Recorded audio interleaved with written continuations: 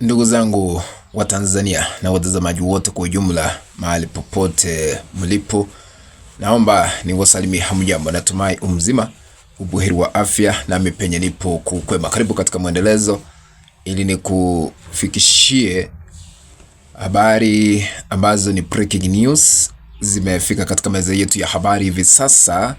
Haswa ni habari za kifo katika taifa la Tanzania. Sasa ikulu ya Rais Samia Suluhu Hassan inaomboleza kifo kingine ghafla.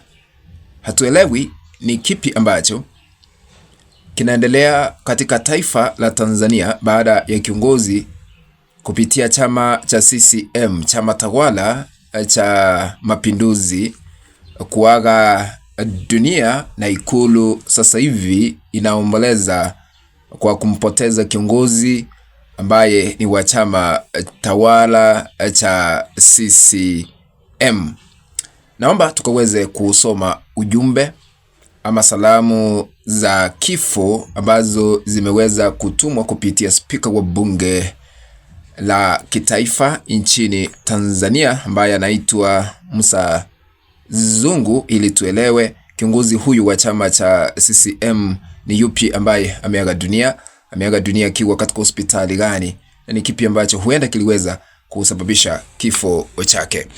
Kulingana na barua ambayo imeweza kuachiliwa ama kutolewa na spika wa bunge la kitaifa Tanzania ambaye anaitwa Musa Zungu, barua hii ndiyo imeweza kuwekwa katika mtandao wake wa kijamii. Wakaandika hapo juu: marehemu Halima Eid Nassar. Wameandika ya kwamba spika wa bunge la Jamhuri ya Muungano wa Tanzania Mheshimiwa Musa Azan Zungu anasikitika kutangaza kifo cha mbunge wa viti maalum Mheshimiwa Halima Eid Nassar kilichotokea leo Jumapili tarehe 18 Januari mwaka 2026 katika taasisi ya moyo ya Jakaya Kikwete jijini Dar es Salaam alipokuwa akipatiwa matibabu. Na yanukuu hayo ambayo spika aliweza kuyasema yeye mwenyewe hapo chini: kwa masikitiko makubwa natangaza kifo cha mbunge wa viti Mheshimiwa Halima Eid Nassar kilichotokea leo 18 Januari 2026 jijini Dar es Salaam. Natoa pole kwa waheshimiwa wabunge wote, familia ya marehemu, ndugu, jamaa na marafiki. Mwenyezi Mungu awape moyo wa uvumilivu na subira katika kipindi hiki kigumu, amesema Mheshimiwa Spika wa Bunge la Kitaifa Tanzania. Ofisi ya bunge kwa kushirikiana na familia ya marehemu inaratibu mipango ya mazishi na taarifa zaidi zitaendelea kutolewa. Inna lillahi wa inna ilaihi raji'un.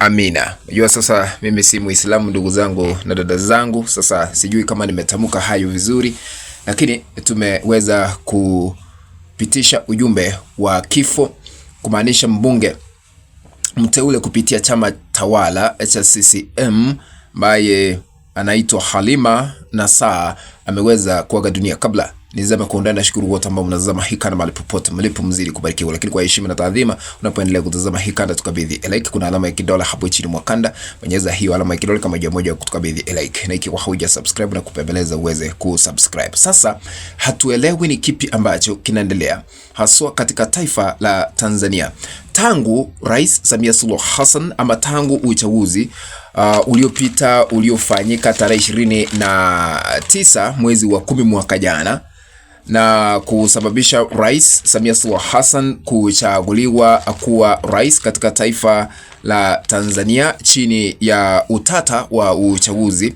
Tumeweza kuona watu wengi wakiaga dunia haswa kupitia chama cha ODM. Hatuelewi ni kipi hiki ambacho kinaendelea.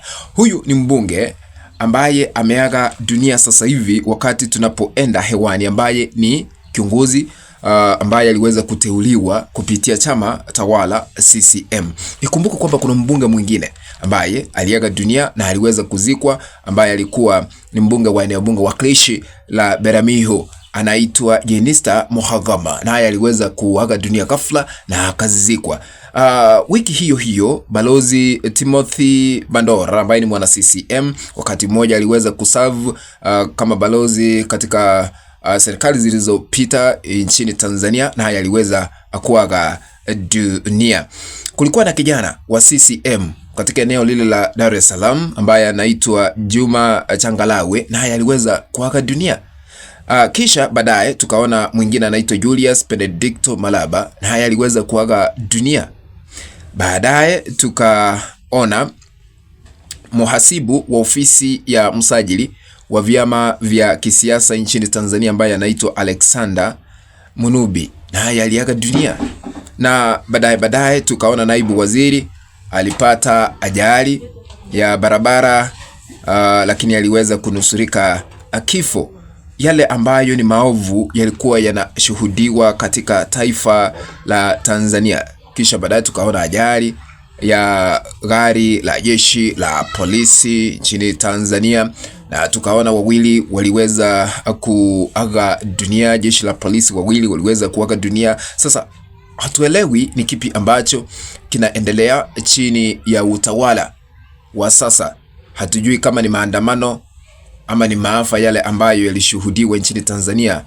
Damu inaendelea kunuka, damu inaendelea kuitisha damu nyingine. Sasa hatuelewi ni kipi ambacho kinaendelea katika taifa la Tanzania. Ikumbukwe hadi kufikia sasa serikali ya Samia Suluhu Hassan haijatoa wazi idadi kamili ya wale ambao waliweza kuangamia kufuatia maandamano yaliyoshuhudiwa nchini Tanzania, lakini inadaiwa kulingana na mrengo wa upinzani wanadai kwamba zaidi ya watu 3,000 waliweza kuangamia. Baadhi ya familia nyingi katika taifa la Tanzania zinaendelea kuomboleza hadi kufikia sasa baada ya kukosa miili ili kuizika. Baada ya Rais Samia Suluhu Hassan kuteua tume ya kuchunguza maafa nchini Tanzania, tumekuwa tukitazama katika vyombo vya habari kufuatilia vile wanaendelea kutembea katika sehemu mbalimbali. Tunashuhudia kina mama wanalia, wanatiririkwa na machozi mbele ya tume ile ambayo inaongozwa na Jaji Chande, kwamba mimi mtoto wangu aliweza kupigwa risasi, hatujui alienda wapi, tumemtafuta haonekani, kiatu kilikuwa barabarani. Hadi kufikia sasa kuna wale ambao wanaendelea kuomboleza na wakafanya mazishi kwa kutumia viatu kuzika, wengine kufanya mazishi wakitumia picha kuomboleza jamaa zao ama ndugu zao nchini Tanzania. Ukweli utapatikana lini? Haki itapatikana lini? Uwajibikaji utashuhudiwa lini? Maridhiano ni ya nini pasipokuwa na haki na uwajibikaji? Kufikia hapo, mpenzi mtazamaji, ndipo natia kikomo katika uchanganuzi na kukueleza masuala mbaya ambayo ni maovu wa Tanzania wanaomboleza. Tukutane katika kanda ambayo nitaitengeneza hapo baadaye. Lakini ikiwa huja subscribe, I'm requesting you to consider subscribing by smashing the subscribe button and this loud here once you are. Then remember to turn on the notification bell so that at the moment we upload and the video clip you'll be notified automatically. That Omokija TV has uploaded the video clip, to which remember to share our content also on our WhatsApp groups and even on Facebook. That is the only way we can continue building this channel of ours, Omokija TV. Be blessed. Let's meet in the next video. Bye bye.